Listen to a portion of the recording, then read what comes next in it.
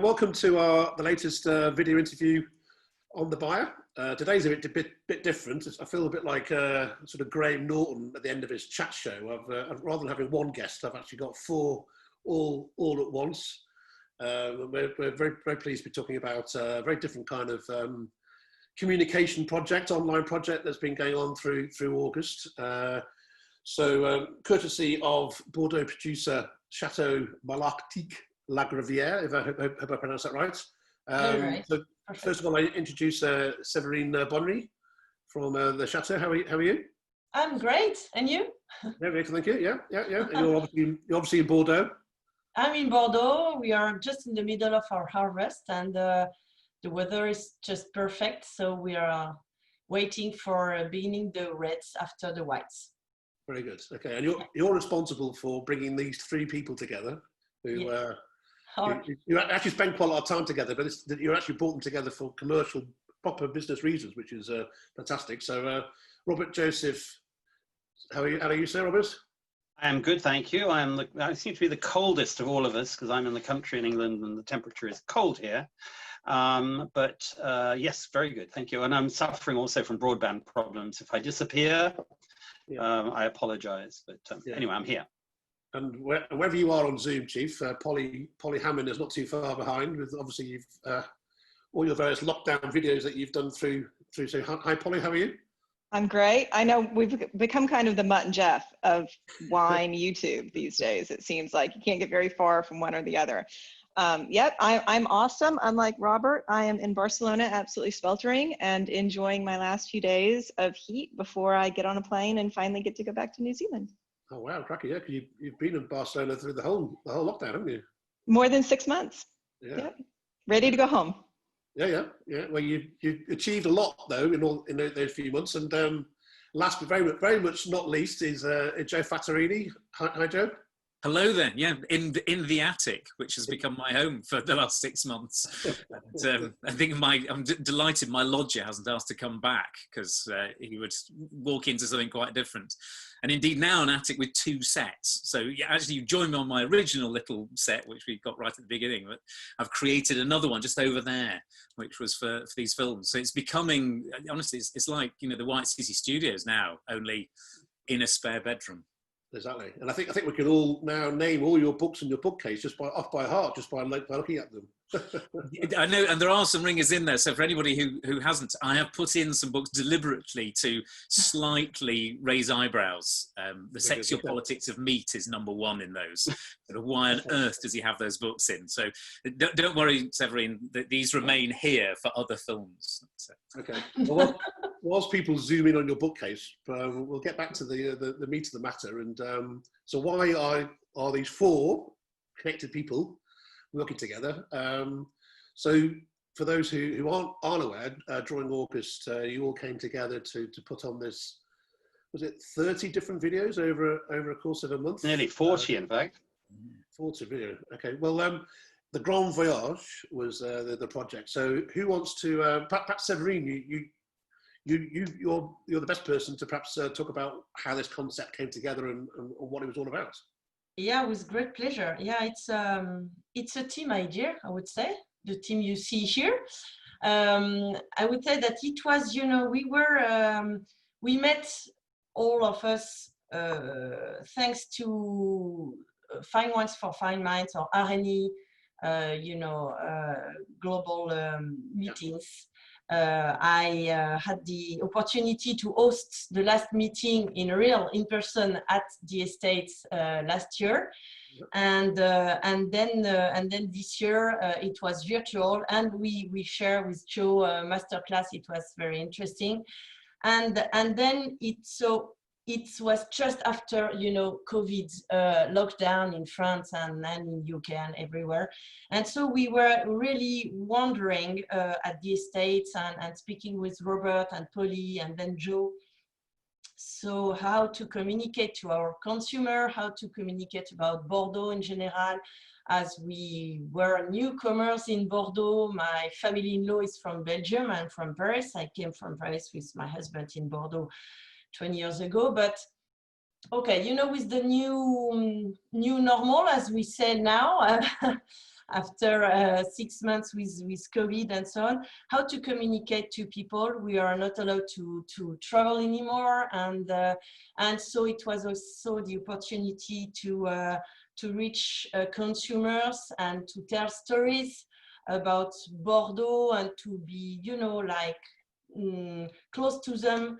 Also a fact that our customer or clients, restaurants and sommelier are really suffering. So it was also the idea to reach the final consumer and also to create something all together around Bordeaux and stories and history and so on.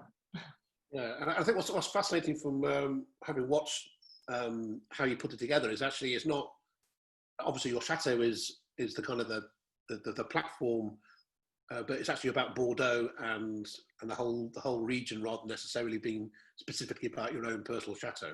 Yeah, because you know we are all the year long having some stories with people, but okay, we promote our wines. But when I'm traveling abroad, I promote also Bordeaux image and I speak about my neighbors. I could speak about history and it's not only Malartic. And so the idea was to be bigger than that and to tell also stories about you know, classes, bottles. What is Bordeaux in general?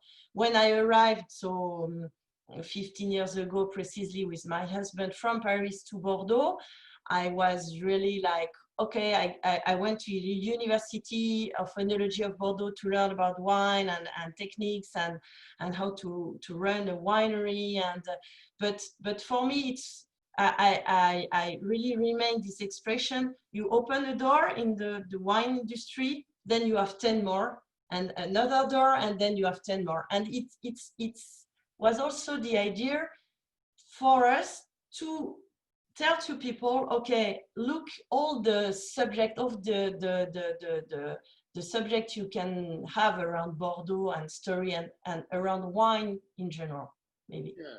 So in a way, you're almost repeating how you yourself have discovered Bordeaux, because obviously you're not actually from Bordeaux yourself, are you? This is almost a mirror of how you yourself have. Yeah, exactly. And tell also to people, okay, you will discover my wine, my history, my winery, but we are just one piece in the middle of our area, Grave, and then Bordeaux area, and then maybe larger than that, the wine area in general. And so it's a way to give back to people.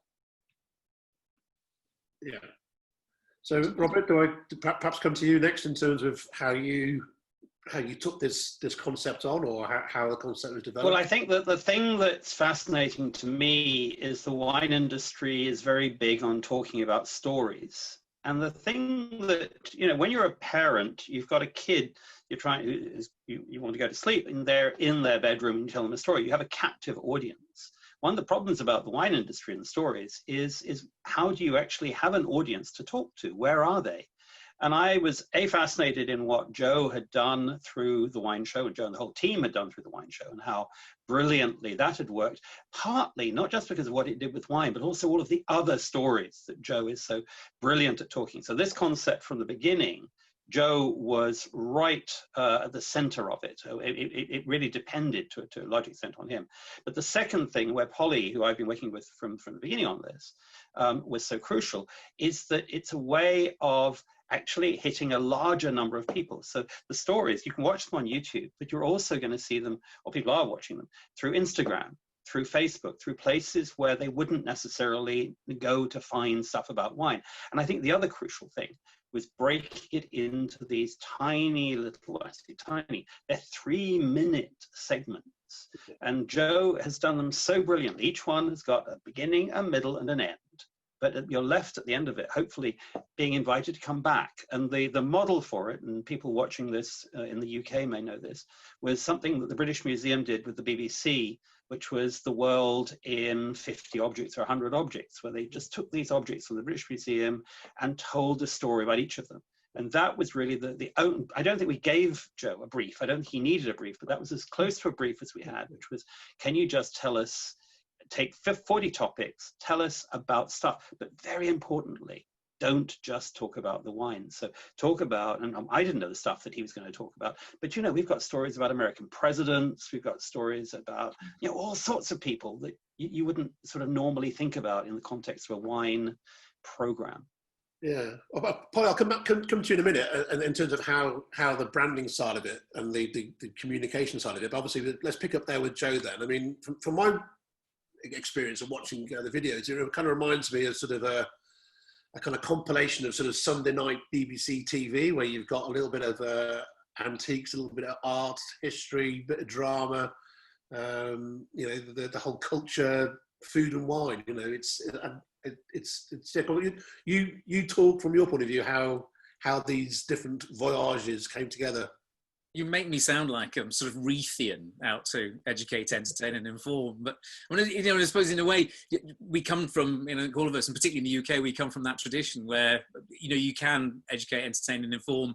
But what you have to do is you have to be quite entertaining as you go along. You can't be very didactic and say, it's like this, that, and the other. It was a lovely brief. It really is an extraordinarily lovely brief, because a little bit like you were saying, that Severine, for her, it was how she came to understand Bordeaux. For me, this is the sort of stuff I find fascinating, and particularly in each one of them, a little bit like with, the history of the world. But I've always loved that line of, is it Justin Howard Sneed, who said, people don't want wine education, they want dinner party one-liners. And we're slightly more than one line, but they are dinner party stories that you can tell. And actually, you could tell them to anybody drinking any sort of Bordeaux. It's particularly nice because I'd say between around a third or a half of them, there is this beautiful way where, for me, it's quite nice. Quite often I found I just naturally came back to Malastic La Gravière. I think I know more about the estate than anybody other than the Bonny family, I think now. I'm terribly well informed. But, often we'd start with something that was slightly surprising. And a lot of wine education starts with the wine. It sort of says, right, we're already on our ground and we're already there. And I think often you need to go slightly wider and go to somewhere that people find they've already got a mental reference. And one of my favourites, and I never knew this beforehand, was that Jean Pitney was the only person to have asked for a non-French wine on Desert Island Discs. Now, the wine he asked for was Opus 1. And then, of course, great irony was it's not entirely a non-French wine, because it was made by a Bordeaux family who've invested in what was originally called Napa Medoc in California. And that got us into how different families have gone elsewhere in the world, and they've gone into Argentina, like the Bonnies, and into Chile and into China, and they've expanded elsewhere. So you start with something that's, and this was the thing of the wine show, when we started that, we had a big board across the top, and it had universal human themes like migration, war, famine, earthquakes, and remember some of the sort of original themes, history. And then we found a wine story that went in. This is just a more distilled version. We have a whole series of themes, and Robert sent me a sort of list of bits. These are places where we could begin. In some cases, there were quite big themes. I mean, Belgians, Dutch, Irish were sort of three early ones, English. In other cases, they were quite sort of Bordeaux-led, left bank, right bank. So then it was quite easy. I just went off and found the thing that allowed us to get drawn into that general story. I've got to say, it was, for me, I just kind of love reading up about this stuff. Some of it I knew off the top of my head, and you just refine it a little bit. Some of the bits, it was just utterly fascinating to dig into. And I think if it was fascinating for me, hopefully it's really interesting for lots of other people too. Yeah, it's great that you mentioned the fact that there. I mean, everybody in the wine industry keeps on coming back to the same issue of telling stories and how do we tell stories. Sadly, a lot of the time, wine producers themselves sometimes seem to be the worst person to tell their own story, because they don't always have the creative essence to do what you've just said then about going to almost starting at what does the audience be interested in, and start there rather than start with, I have 10 hectares of vines in a certain part of the world. And actually, the story of how we got into this is itself illustrative of stories, because Robert came and said, I can't tell you who this is. I can't tell you who the chateau is. But there is a project and I would like you to be involved, and it has this rough kind of shape. And so I get these emails from Polly and Robert particularly. But it's all quite mysterious. And then suddenly the revelation is it's Malatic Le Gravier, and suddenly I realised that Severine and I had been together co-chairing a panel, and she's effectively called me out on knowing the theory of the thing and said, well, all right, for my chateau, let's see how good you are. Now, this is where there's a story. There's got to be some grist in the mill, and there has to be an element of suspense and release. You've got to, it's like stand-up comedy. And a lot of people, rather than studying, I mean, you and I have talked about this, I think, in the past, rather than spending more time studying about vineyards and so on, go and listen to a lot of stand-up comedians doing their work, which is all about build-up tension and release. And that's a consumer-oriented thing. It's the audience, because you build them up and oh, right, that's the funny bits. And great stories will have that thing. I mean, effectively, it's that old line of going into the woods. I was Little Red Riding Hood, walking into the woods, mysteriously led astray by, the trail of corn that was left by Robert, not knowing what would happen. And eventually, suddenly gingerbread door opens and there's Severine. Really nice. But that is storytelling. It's structural, and it's knowing much more about how does that work. Freytag's pyramid, all of these sort of theories. And now that makes it sound much more deliberate. I mean, you just read a lot about it and you can then do it much more easily and naturally. But it is not. Good stories are not, person buys vineyard, puts money into it, it is huge success, customers love it. Where's the grit in that oyster? Where are you going to get the pearl from? It just doesn't happen. Here we were allowed to go and play with it much more. Perhaps it's a great opportunity to bring in Polly then, because Polly, obviously your day job with your agency Five Forests is very much about working with producers and brands on telling stories. I mean, can you sort of, picking up on what Joe just said there in terms of that whole the skill of telling a story? Yeah, actually, so I have a different version of the story. And I think that that's another thing that's very crucial to this, is that all of us hear a story differently. The impact of the story touches us based on where we are in life and what we need at the moment. So sitting behind Joe and behind Severine are these magnificent teams. And Five Forests, I'm not going to say we're the magnificent team, but we were the team sitting behind Robert and the work happening there.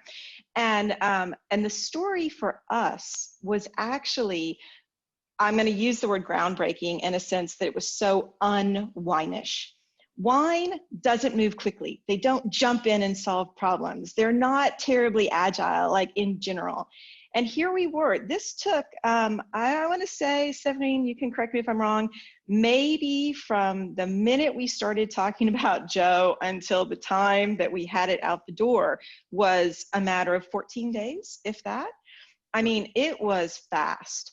And it was a lot of behind the scenes discussions about empathy, about the state of the world, about, the fact that we have a lot of people who love wine who couldn't get to all the places that they would normally go come August, which is our holiday season here in Europe.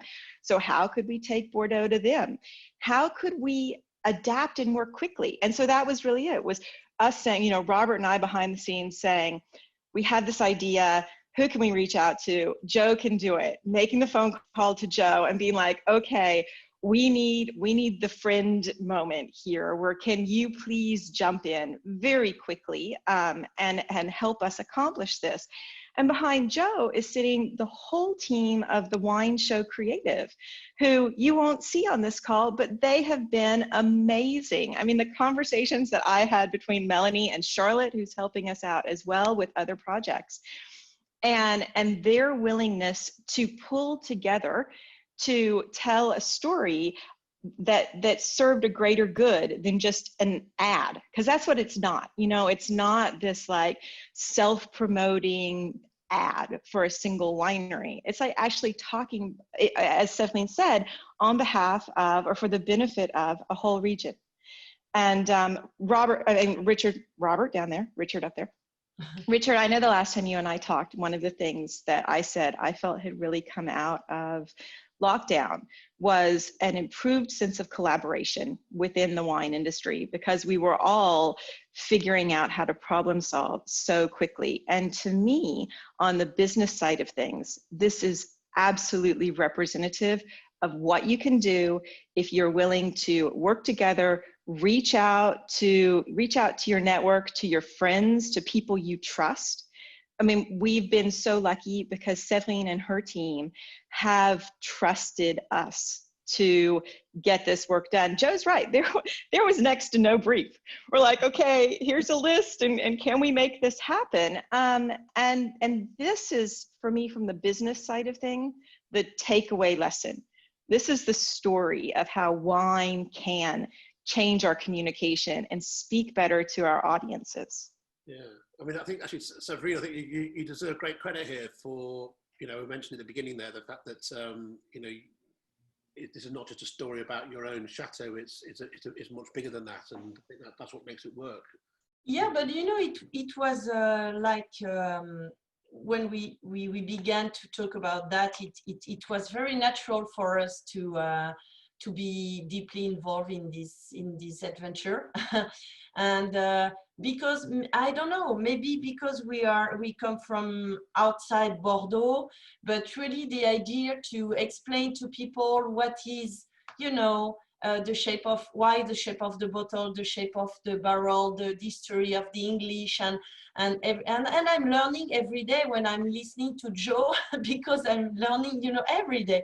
And I suppose that every people in the wine business is also learning every day. And so you can imagine our consumers, it's very important to not only to consume a brand, a wine, but what is behind, Bordeaux and the wine industry. I don't like the term of industry. The wine area is very rich in terms of history and rich of everything to share with people. When I arrived in Bordeaux, the things I really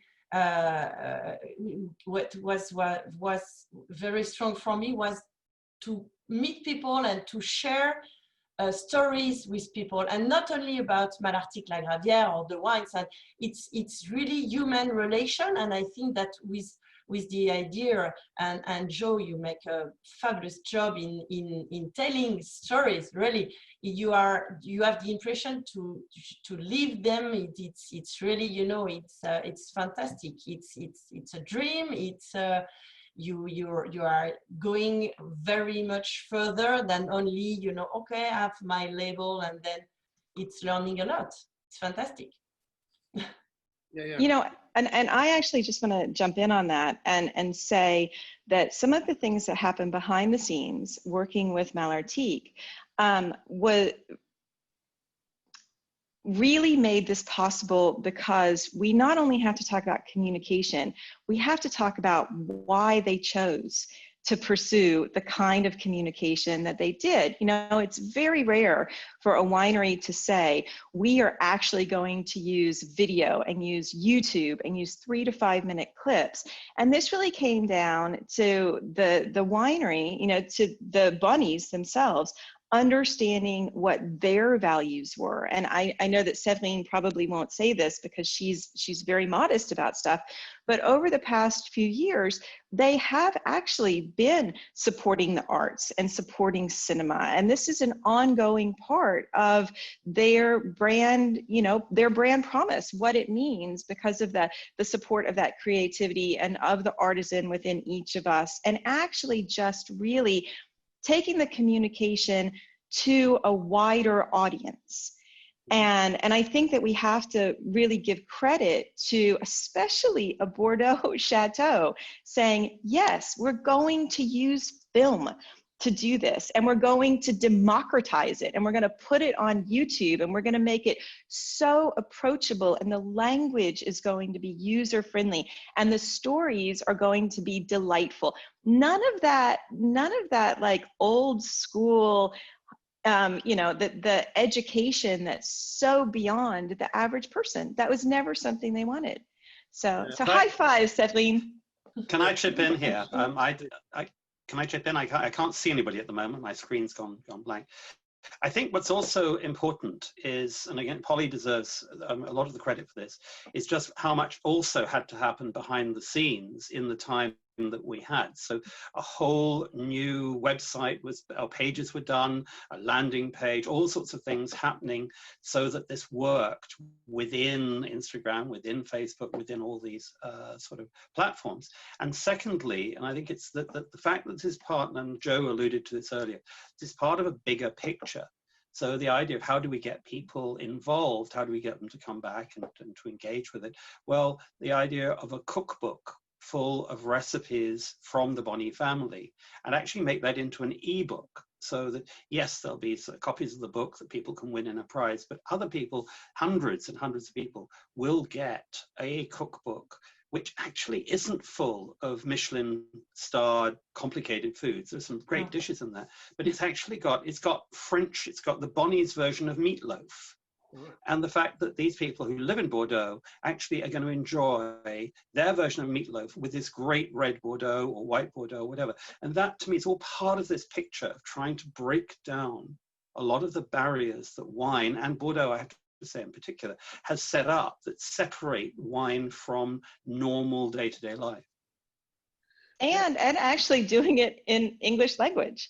I mean, I think that was a big deal, is that we looked at it and we said, you know, because we had done a lot of exploratory research on the American and the UK markets for Bordeaux and what some of the challenges were. And actually saying, how can we introduce Bordeaux wines to a whole new generation coming up who they don't have the same preconceived notions that maybe our English grandfathers did about it, and really make it accessible to people in, you know, Hollywood or in Ohio or wherever it is, who they love travel, they love wine, they're trapped right now, you know, and they want an escape, and they want to be able to have these experiences at home. And I think that from the day that we started talking about that, it was really about just giving these little wow moments to people who we would love to see at the winery. We would love to be able to visit and hug in person, but we can't right now. Yeah. I think what's also fascinating about this project is that I think we're all guilty, to be honest, sometimes of going to conferences and going to especially kind of media communication type events whereby we all do a lot of talking. And then it's sometimes hard for a lot of that talking to then really become a practical solution to it, because there aren't the case studies, I suppose. And I think this is a great case study. You know, you were mentioning earlier that this came out of one of those find to wine events. I mean, Joe, coming back to yourself, I mean, I know you just set up this new business model with from the wine show, haven't you, to try and do this, but for other producers and for other businesses around telling professional stories from professional communicators. Yeah, I always love that line. Was it from Rory Sutherland at Ogilvy? And he says, you know, if you want to get on in life, be good at two things. And I think in our case, I might not be good at two things, but we brought together people who are good at lots of different things. And one of the areas, it is a truism that the wine industry has struggled to communicate. So it makes sense to go and bring together incredibly talented communicators along with people from the wine industry. I mean, I do have a bit of a foot in both sides, but Polly's absolutely right. Much as I'm standing here on camera, I never, you know, I'm like lots of people, I always wondered why, you know, people collecting awards like BAFTAs would go on about their producers all the time. But it's fundamental because it just doesn't happen unless you have an amazingly talented team behind you. And so we've got Mel, who's the chief executive of TWS Creative, who comes from an extraordinary TV background and made the wine show. But I think she also has this extraordinary understanding of how to then go and, for want of a better word, sort of commercialize that kind of talent. She worked on Who Do You Think You Are and on all the online assets. So you take a really interesting piece of intellectual property. How do you then go and bring it to life in other realms, particularly online and digitally? And she's the boss, and she, you know, gives us a real sense of direction as well of where we go. Otherwise, I'd go off and do all sorts of mad things. And then Charlotte Wilde, the most extraordinary background, you know, creating one of the most groundbreaking bars in the world. And also has a very different look at the wine world. So frequently she'll slightly, not chide me, but she'll make me think about stuff in a different way. What does tie, I think, together is we've never quite subscribed to that thing of demystifying wine. You know what, you've got to keep some mystique. And there is an element of mystique about these films. It's not about reducing it to its absolute axioms and making it incredibly basic and saying, no, there's nothing mysterious about this at all. There are some quite mysterious things about Bordeaux. I quite like that. That's one of the reasons people enjoy it. That's part of the appeal. And in fact, storytelling often has a mystery that gets resolved, and you have to play with that mystery a bit. And it's nice to be part of that team. We have, commercial Elle, who's our commercial manager behind as well, and makes the whole thing sort of happen. So it's a very small team, 5 of us all together, got Julia. But it is an interesting melange of different experiences and skill sets coming together, hopefully to go and add something more to the wine world. And I suppose that's the key thing, is that all those people, or most of them, are all experts from outside the wine industry who don't necessarily have that kind of wine baggage first. That they're thinking more about what is going to be entertaining, what's going to be engaging, what's going to be interesting, what's going to hit our emotional cues, rather than always coming back to, oh, but are we really educating about it? That's not important at all, really, is it? Well, is it education through engagement, I suppose, that's... Yes, I think if you're going to educate people, it's this sort of happy accident. I mean, you might want to do it, and that might be your sort of goal, but it has to appear quite incidental. And at the other end, people go, "Oh, I'd never really thought about that." And really good books do that sometimes. You come to the end and you go, "Cracky, I'm thinking about the thing very differently." It helps that of the 5 of us who work in the office, only 2 of us come from a wine trade background exclusively, if you like. That's, I guess, in Charlotte and me. And I think both of us have had an interesting world of doing other bits and pieces. I was a journalist for 15 years, but albeit within wine. But I used to present a pop music TV show a long time ago, so it does bring other experiences. And Robert and Polly's brief, I remember, Robert was quite clear about, we have presidents because we know a large chunk of the audience for this is going to be in the United States. And so it has to, where we use British cultural references, Desert Island Discs, you sort of have to mention it's Gene Pitney, because that makes sense transatlantically, if you like. So you've got to think through that. And this is not being targeted at, the sort of wine commentariats, or the sort of great wine experts, because most people aren't. Most people, I mean, I've got them here, most people are going to drink Malati La Gravière are not going to be necessarily hugely well-informed wine experts. And that's certainly not where the wine growth is going to come from. It's from intelligent, adventurous people from lots and lots of different backgrounds who want a really good drink and would like it to be, sort of, like to know a bit about it when they enjoy it. Yeah, and I just... Good, Robert, yeah, please. Basically, just a quick shout out to not just Joe, but also Mel and the team. Out of this, which we'd never, I mean, it's a very new business. Polly and I have only been working together really this year. And we also met at a conference. So this is another shout out for conferences in general.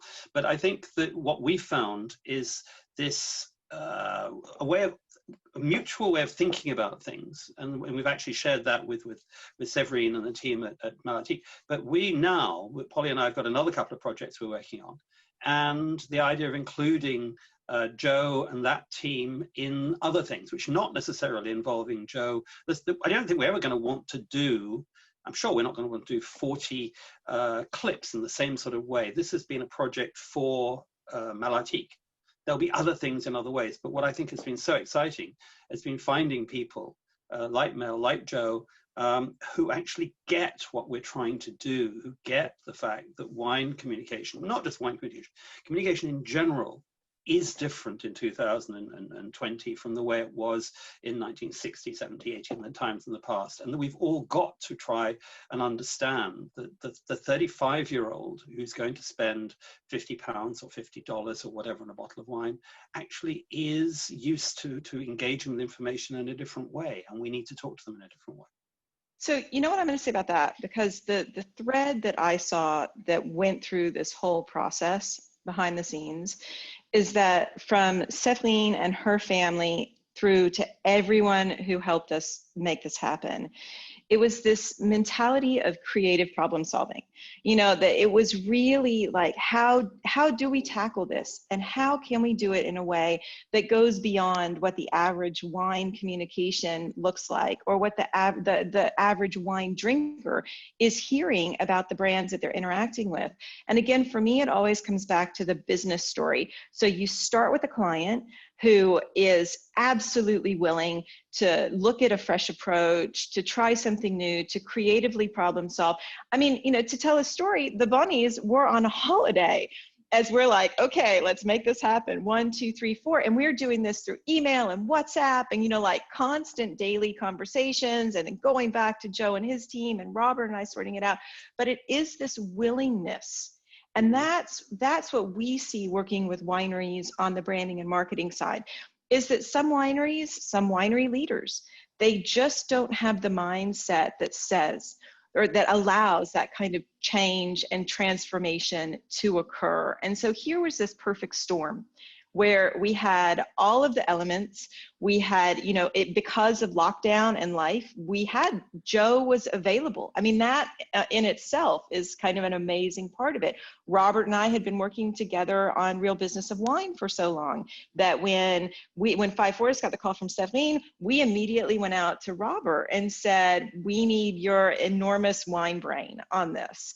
And so again, coming back to this notion that for me, if the takeaway can be trust, great relationships, set aside the competitive BS, because that has never been a part of what Malartic was doing, and it's never been a part of how any of us who are working on the project saw it. I want nothing but for Joe to be busy doing this for wine brands forever. Yeah. You know.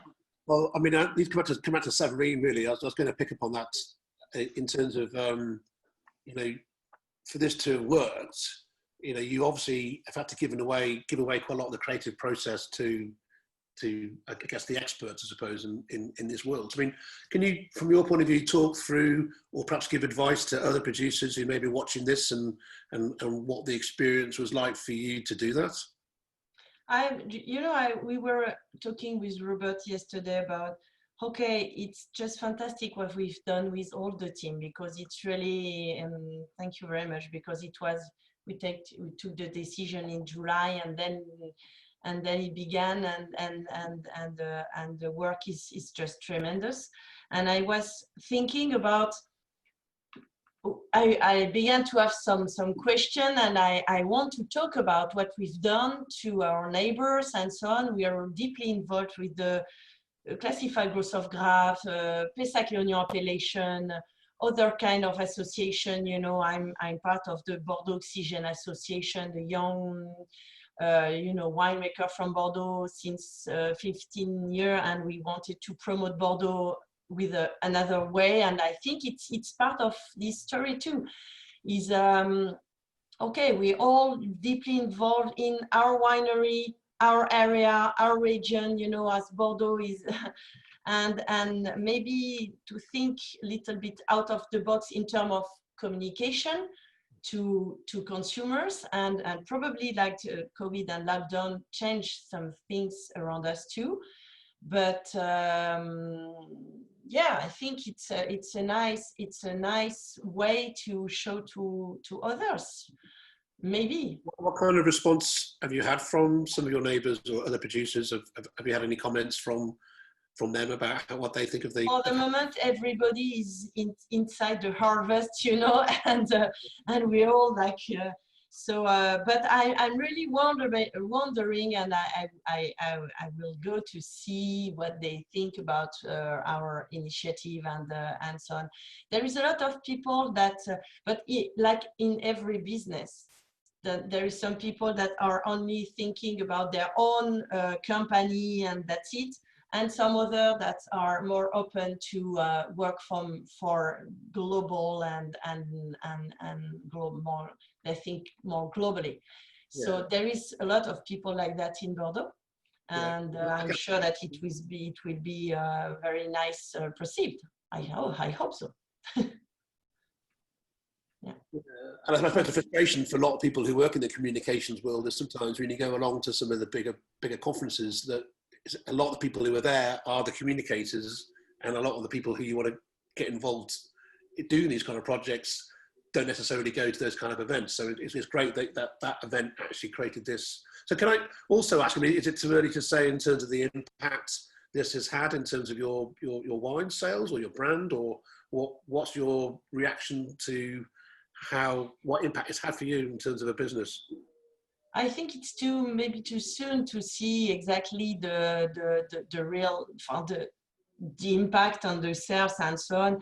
You know, we are selling the wine through the wine merchant of Bordeaux, and it's all quite slow, but we have a series of lunch and meeting with our wine merchants, and we are talking about that also with them. It's very important also for the wine merchant to be aware, because it's not only the production, the wineries. I think it's Bordeaux is also made with, you know, the wine merchant, the brokers, and the rest of the industry, to promote it also altogether differently. And I'm sure that within the end of the year, we will see some very nice results in terms of impact, image, and sale, maybe. Yeah. And it feels like you've also got other plans as well with the cookbook, and I guess with the videos online, you know, they're all there for people to see, and the beauty of video, isn't it? That it's not just a one hit. You know, I have very good feedbacks, but to see from the feedbacks and the results, it was not our idea. It was only, you know, communicate in different way, promoting Bordeaux, promoting wine, and I never thought, okay, I will do that, and I will see my, you know, my. Again, I think it's an important message to get across to the producers that this is not just a kind of a sales promotion. It's a different kind of way of working. Can I just perhaps just to all of you really, in terms of the kind of the lessons you've learned from this, and obviously there have been some great successes from it, but what lessons would you take out of it in terms of working with other people, or how you would perhaps do something like this in the future? Joe, do you want to kick off with that one? Part of the, you know, what I've taken away is when something comes up like this, just go and do it. Just dive straight in, and you know, I mean, I've been amazed that effectively there's been no pushback. I haven't had anything spiked. You know, I think we've changed one line actually in all of the films, and we've made an awful lot of them. And actually, what's then come out, and I think Severine's point is very interesting there. This is, people always say it's a start to a process, but if you looked at, you know, the history of the world in 100 objects, it was a Radio 4 little series in the morning, and then it was a book. It's then spawned all sorts of other similar sort of ventures. You know, effectively at the end of this, we've got a 38,000 word book, which takes a very different approach. I mean, it's a sort of lavatory. Now, who knows what we'll go and do with that? I don't know, but it's sort of sitting there. Effectively, it's been written. That allows people to go and access Bordeaux in a totally different way to the way that they probably have done before. You know, and Bordeaux recently has had a flurry of outstandingly brilliant publications. You know, and Jen's produced her books, but they're not going to satisfy everybody. They're authoritative, or you know, quite dense in some cases. But this, which is a slightly more flibbity-gibbet approach in a way, lots of fun little stories, that captures different audience. Yeah, so I think that's been really fascinating, and it's that bit of, if you meet somebody somewhere interesting, maybe at a conference, maybe online, and you have an interesting idea, go and ask them, because that's where these extraordinary things come from. And actually, that then adds value. You know, and at the moment, the one thing we're going to need to do is to really add value, to innovate, to create different ways of talking to people, different ways of adding value to wine. And, you know, I've got a bottle here. We have traditionally looked at this, the value of this is what a critic, how many they score that out of 100, and variations on that theme. Actually, the value in that is in so many other things, and it's the way you share it, the stories you can tell about it, where you find it, where you found out about it, and that comes from this sort of thing. Great. And Polly, Robert, I mean, in terms of, from your point of view, in terms of the lessons that you would take from this project to take to others? You know, the big takeaway for me that I've seen throughout the project is the importance of any business, whether you're wine or anyone else, listening and acting with empathy. Because that was the thing that Malartic did, was they took the time, even though we had to do it very quickly, there was the time involved in sitting down and saying, what is missing from communication around this specific thing that we do? What is it that people want to know? How can we fill a void and create these wonderful moments for them? They sat back and they did all that listening before they jumped in to a plan of action. And the result is something that is so much different from what you see the average winery producing. Yeah. Robert, any thoughts? Yeah, I think there's something I think of as a consultant and as a writer and so on. And there's always going to be people who can tell you how you can't do something. There'd have been someone saying, well, Joe won't be available, so don't bother to call him or whatever. To me, in anything you're doing, think of the destination, then think about how you're going to get there. And if you can't get there down this route, find another route, try another thing. But we all tend to focus too much on the journey and not enough about what we're trying to achieve. And I think that also means, this is kind of underlines what other people are saying, you need to have people around you who are traveling on the journey with you, who are going to go through the bad times as happily as the good times. So, you know, it's actually being able to talk to the Bonnie family and saying, look, we've got a problem, we've got a tech problem, or there's something happened here or something, and to know that they're going to be on the same page as you. And the same thing with Polly and I through the Real Business of Wine series. We've been through so many issues, and at the moment I'm doing this on my phone. I can't see anything. It says safe driving mode from Zoom. I've got no idea what's working. And we've done this so often. And have people you trust. We trusted Joe 100%. The Bonnies trusted us. Everybody's been trusting everybody else.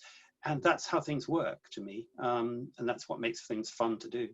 Yeah, that trust thing actually is fascinating. I mean, it's you know, again, the way people, I think, from taking away from this is like, you know, how do you go about doing this?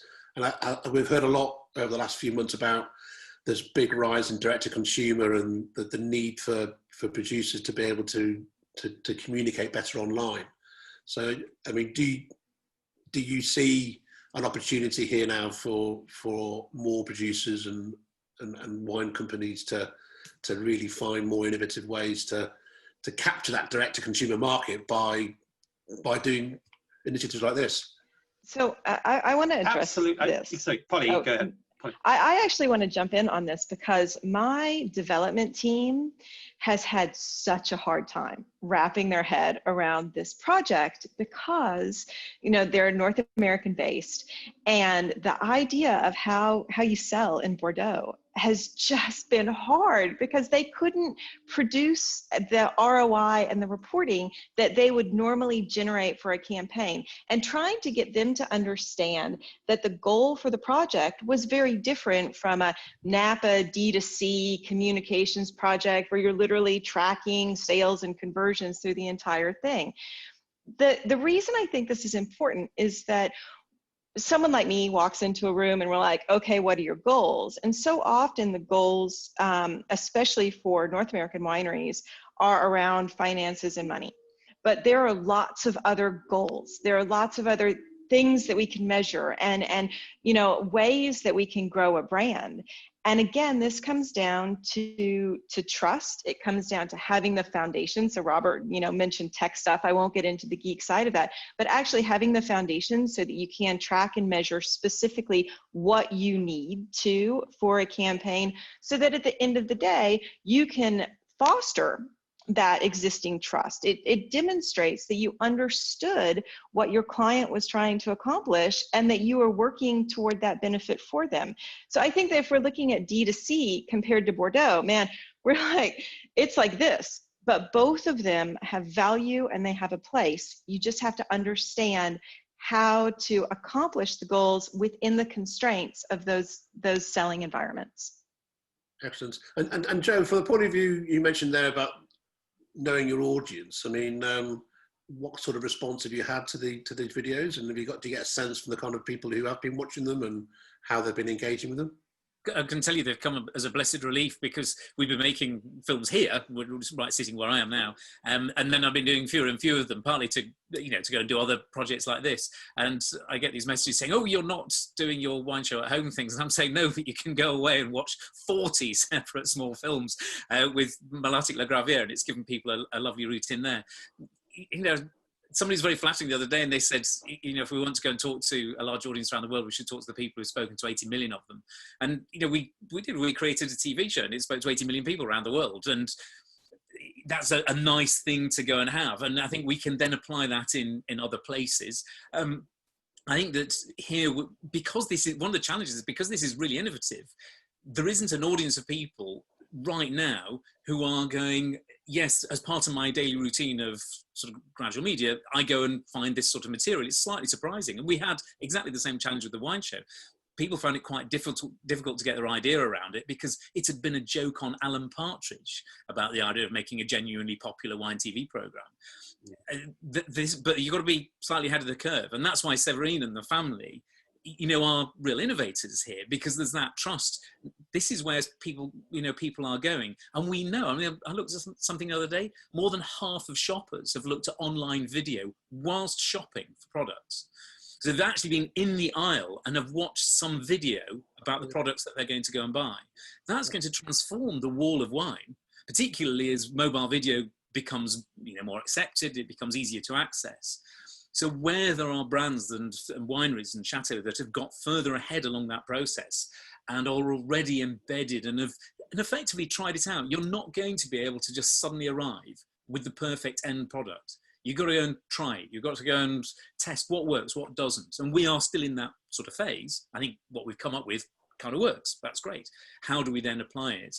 So we're going to see a lot more of this, and it's hugely successful. It's much more efficient at going and converting people into purchase. We know that, but it's not quite yet fully embedded into those kind of purchase systems. That doesn't mean we shouldn't do it. It means that we should be innovating and pushing all the time. And that's why I'm immensely grateful to Severine and to Robert and Polly and the team, you know, sort of behind in making the whole thing work.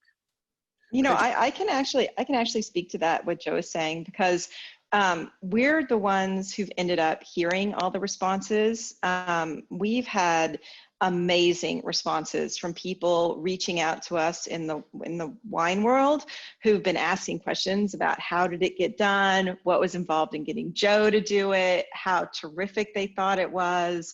Had the amazement at how quickly it rolled out the door. So you've got, you know, kind of this human side of it, but we also have the data. Like, we've seen the increase in audience across all of Malartic's digital spaces. And we had run extensive audits. As part of the stuff we do behind the scenes, we ran a lot of audits of a lot of the competitors before this happened. And the numbers are like this. The chasm between, you know, competitors in Bordeaux and Napa alike who just aren't doing anything. And now the numbers that we've seen for awareness and brand representation for Malartic, huge, huge. So. And if I could just also just quietly finally chip in, I think this is just, this is not it's groundbreaking. Of course it's groundbreaking, but technologically it isn't. This is Joe in front of a camera in his attic. We are going to see so many things happening in the next few years. I mean, just the fact that we're doing this on Zoom that nobody knew about 8 months ago. We're going to see labels are going to be talking to us. We're going to see all sorts of things happening. And the wine industry historically is very good at looking at what we did last year and repeating it. We should all be spending a lot more time thinking, okay, this is what we've achieved. How do, and as Joe just said, how do we incrementally build on this? And how do we actually think about what today's 35-year-old, 25-year-old is actually looking for when they're looking at their screens, their phones, their watches, but also when they pick up a bottle of wine. They're not looking at it, as I said earlier, they're not looking at it in the same way as their father did, their mother did. And the things that, you know, we're sitting here, I think that there are 4 of us in this room sitting here on this really big secret that nobody can talk about for another 2 weeks. But in about 2 weeks, you know, really the Malartic emotional investment in where this is going is going to become very clear why this kind of communication is important to them. And I think that it will really start to coalesce a picture of what it means to live in their world and to sit in Severine's office, because she is the head of marketing for Malartic Le Gravier, and understand the reason that they're making the decisions to communicate with an audience the way they are. So that's my way of saying we need to watch this space for the next 10 days. There's a lot more coming. Okay, Yeah. That puts pressure on me to write it up in the next 10 days, doesn't it? Because you need the sequel. There's a sequel coming. You will see. Okay. Yeah, no, but it's part also of what we are doing at Malartic since 25 years. It's innovation, you know, to think always about new things, how to promote, how to to manage the winery, the wine itself, everything. It's technical, from the vineyards to the promotion of the wine. It's to think a little bit out of the box, and you will see some nice things coming, yeah, soon. Good, excellent. Okay, well, just to finish off, and for the purposes of a nice soundbite for a video, I know you probably have all said this before, but if you can just give one bit of advice to somebody watching this, or to a producer or a wine business, or any drinks business, to be honest, wanting to do something a bit different, more, and work with people like yourselves, what would be that nugget of advice that you give them? So, Severine, would you want to start first? Well, yeah, the idea of be innovative and to try and not to be shy, and to go, and as Joe said, if you have an idea, to catch it and try new things. Brilliant. Robert? Don't think about what you want to say. Think about what the audience is going to find interesting. Don't think about consumers, think about audiences. Excellent. And Polly? Surround yourself with people who are smarter than you. None of this could have happened had it not been for great relationships and people who knew more than we did. Which brings me to Joe, obviously. When you're trying to tell wine stories, what's the thing that would appear in the "see also" section in your Wikipedia entry? Because that's always the most interesting thing. Excellent. Okay. Well, on that note, on the bio, we do this thing, well, I have been doing the last few weeks, where I literally drop something on the floor, where I literally raise a glass to people in the industry who are doing things beyond the ordinary during lockdown, and inspiring others. So on the behalf of the buyer, and hopefully people watching this, raising a glass to you all for the Grand Voyage projects, and for those who want to pick up on it, it's all on YouTube. So we'll include the links and as of now, the Bordeaux from Home giveaway is live, because that was all we had to hit, episode 20. And if you go to, I'll give you the link so that you can put it out with this, but if you go to the website, you can sign up, and it's amazing, the pack that the Malaritique team has put together. So it's a hand-made, mouth-blown ship's decanter, which is beautiful. If you've never seen one, it's this huge wide bottom on it, and very representative of what would be in the ship on their label. It's 2 of the Jancis Robinson. Are they everyday glasses? Is that what they're called? Yeah. Yeah, is that right? The fabulous new Jancis Robinson glasses, which is what Joe has used throughout the series, as well as the hot off the presses, their cookbook, which we've seen behind the scenes that's going into it, and it's lovely, and even an apron, because I have a Malaritique apron. It's the only apron that I have in my kitchen, and it is handy. And so there's one grand prize winner in both the UK and North Ireland, and then the US. There are 6 second place prize winners in each of the 2 territories, and then everyone who enters gets the cookbook as an ebook. Wow. So there you go. Very good. And you just ruined my beautifully timed soundbite for the end of the video. I'm sorry. Thank you, Richard. But we're all communication. Thank you very much. Thank you. That's great. Thank you for all your time, and really great work, and hope people discover more of the Grand Voyage in the future. So thank you. Thank you. Thank you very much. Thank you, Richard.